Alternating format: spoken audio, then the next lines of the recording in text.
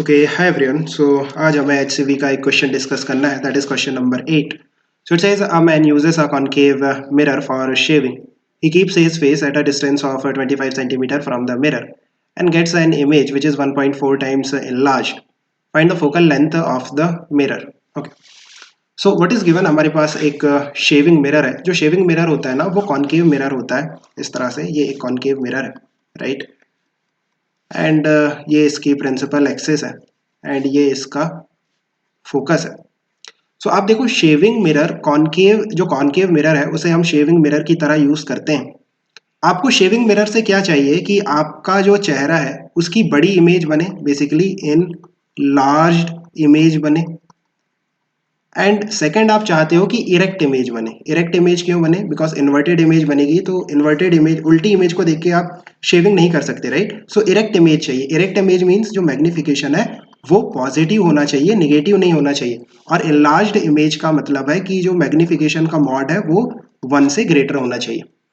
सो आपको जो मैग्निफिकेशन है वो गिवन है 1.4 times, right. Basically height of image is 1.4 times of height of object. So यहां से आप कह सकते हो कि height of image divided by height of object है 1.4.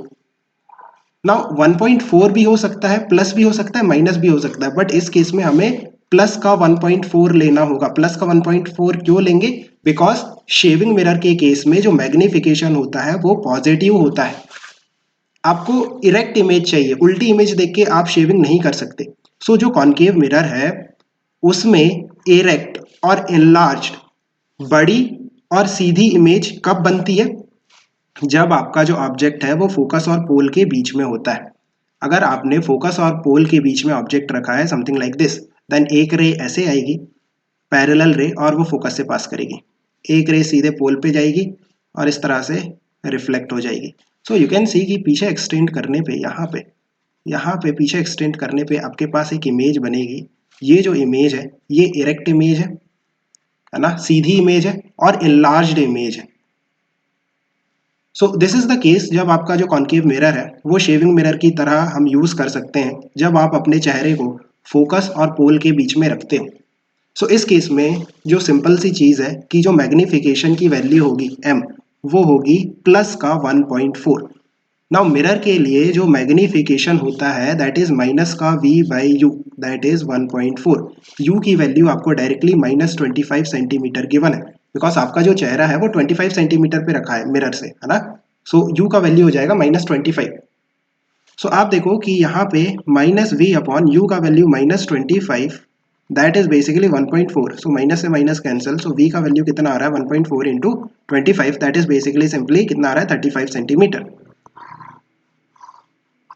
अब देखो v का वैल्यू पॉजिटिव है, इट मींस वर्चुअल इमेज है, राइट. नाउ हम बात करते हैं कि हमें फोकल लेंथ फाइंड आउट करनी थी.